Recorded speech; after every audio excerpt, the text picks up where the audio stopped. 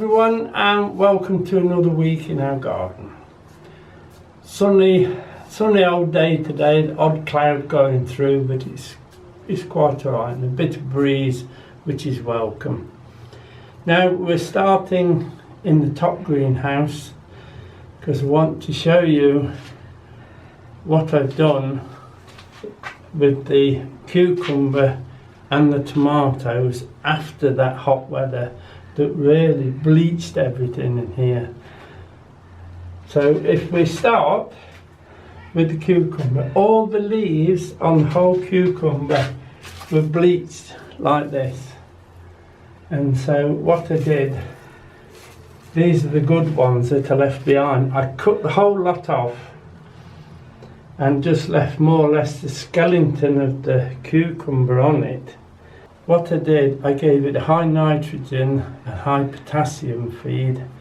If you look at the boxes, it'll tell you the NKP on it, and you get the highest of whichever you want. I mix them together and I put them on all the tomatoes and the cucumber, and within a week this is what happened. This started, then it's carried on along here.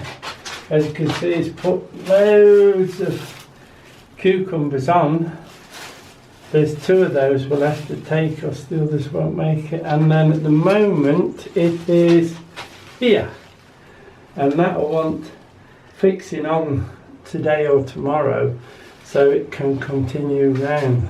The tomatoes, I did the same thing. All the leaves were all wrinkled with the heat like tomatoes do, and so I took them all off and I left a side shoot like that on each one, and where that one will take off obviously because it's to here now, look.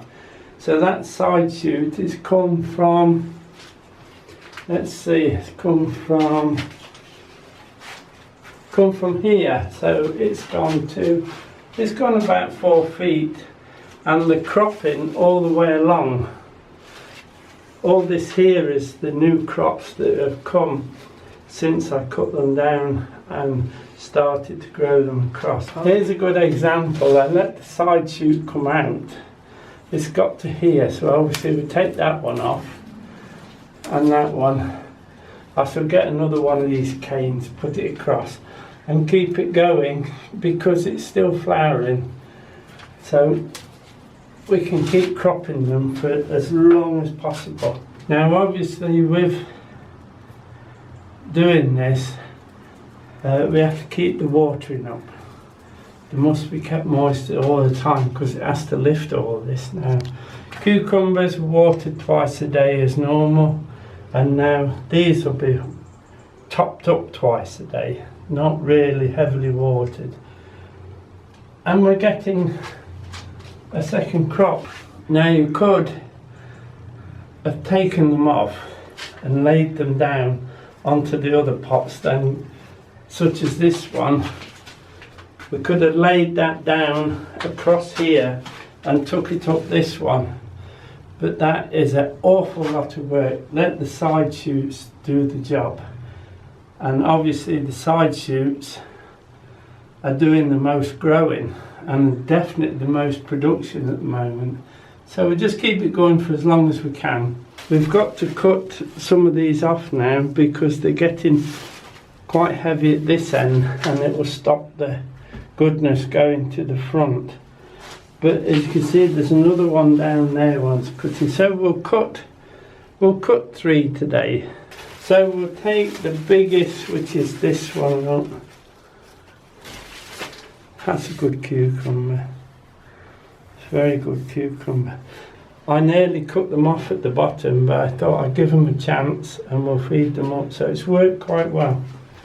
I better take this one.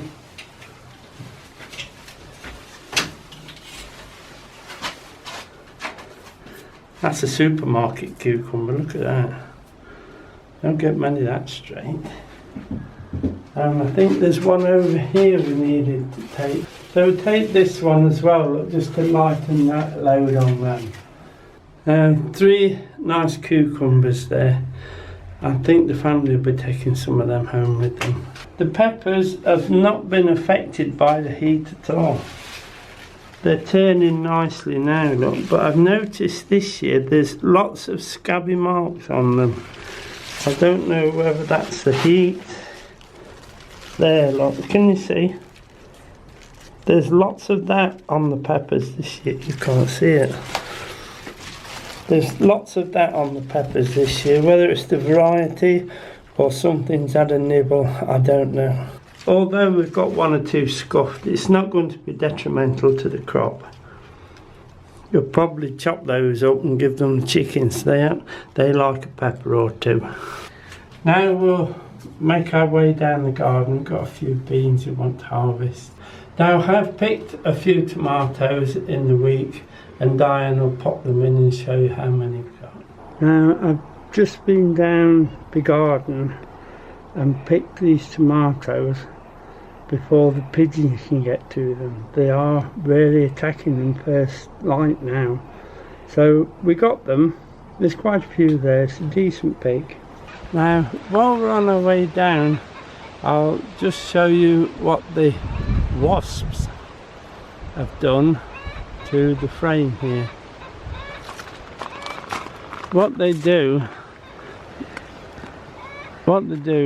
a wasp will come and do a scrape and then take that back to build the nest.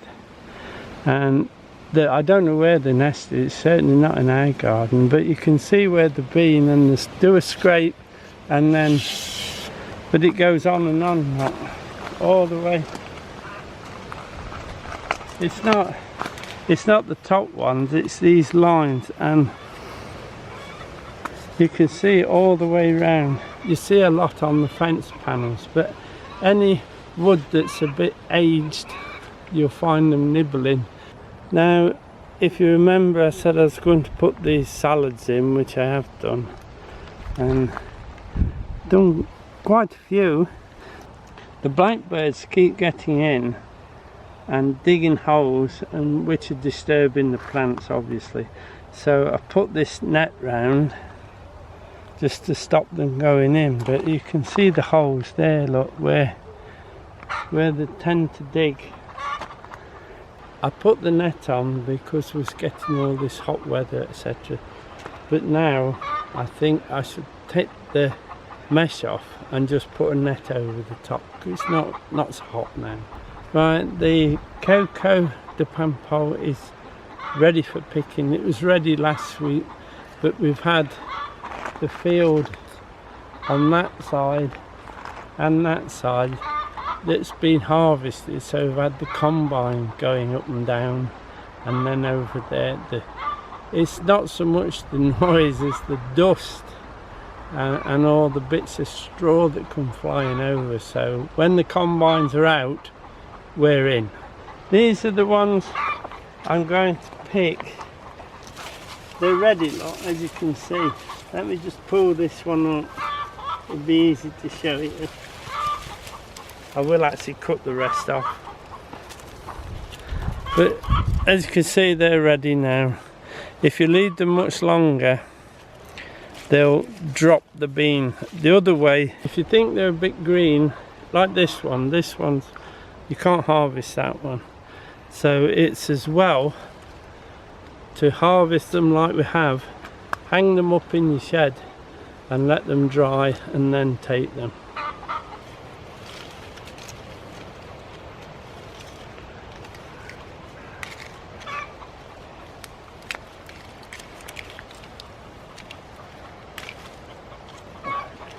These are what I'm going to harvest, like this. So I'm not going to lift. Now, what I've decided I'll do, I'll go through the crop, and any beans that are like this dried out, probably because of this nice weather we've been having, I'm going to take those, put them in the shed, and then open them up and take the beans out. But we'll just show you. There should be some nice white beans in there. There they are, look. Coco de paimpol.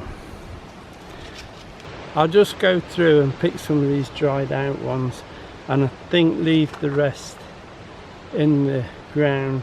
It is nice and dry, so they'll soon dry out. Now I've just gone through these beans and I've taken some of the very dry ones, which I will now take into the shed, and we'll use these for seed next year. I'll pod them and put them in a jar, label them up and put them with the other beans for next season. Now what is left, which is quite a few, we'll pick those and we'll keep those for use through the winter. The San Maranzo plum tomatoes are showing very well, and they are just, if I can just show you, they're just beginning to colour up from the bottom now, so there'll be a good pick there all the way through. Look, it's not just there, it's everywhere. Can you see that one down there as well coming up? They tend to redden from the bottom and come up, so you really need to be onto them and pick these before the pigeons see them, as they'll rip them to pieces. Outdoor tomatoes, which are mainly Crimson Crush, there are some Mountain Magic and Gardener's Delight in here as well. But you can see what I've done, I've took some of these leaves that the heat's got to. I've took the bottom ones off, and it lets the sun get to the, well, it's the warmth, not the sun, it lets the warmth get to these tomatoes and ripen them. I think you'll find this one here, these very, very large tomatoes, I do believe that's Mountain Magic.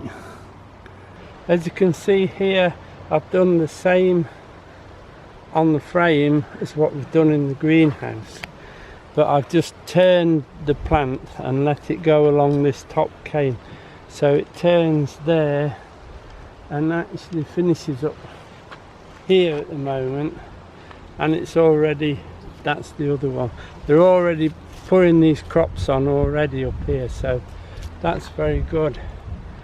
The Crimson Crush, I've kept them going at the top, and I'm thinking I might, if I could just show you, I might just, where I've put this cane there, I might just turn them on that cane and see if we can get a few more out, depending on what sort of autumn we're going to have.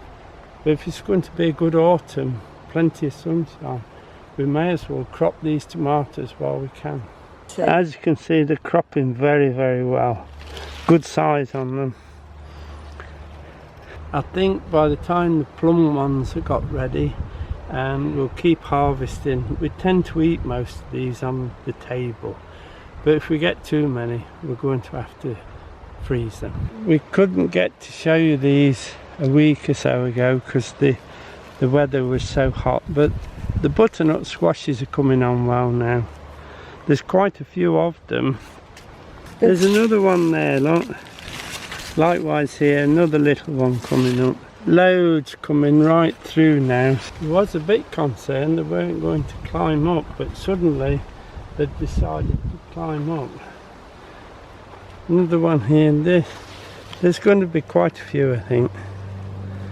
Because we're using this plasticky support, I'll have to go round them. I haven't brought my knife down or a pair of scissors today, and any that are resting on this stuff, we'll cut the mesh so that it can hang, or you'll get a line in the butternut which spoils it really. Now we just hope we can get this long autumn so we can get these butternuts very well matured before we store them. If they're not quite there, they don't store so well. So fingers crossed for the weather. Now this little tunnel is now ready for the winter brassicas.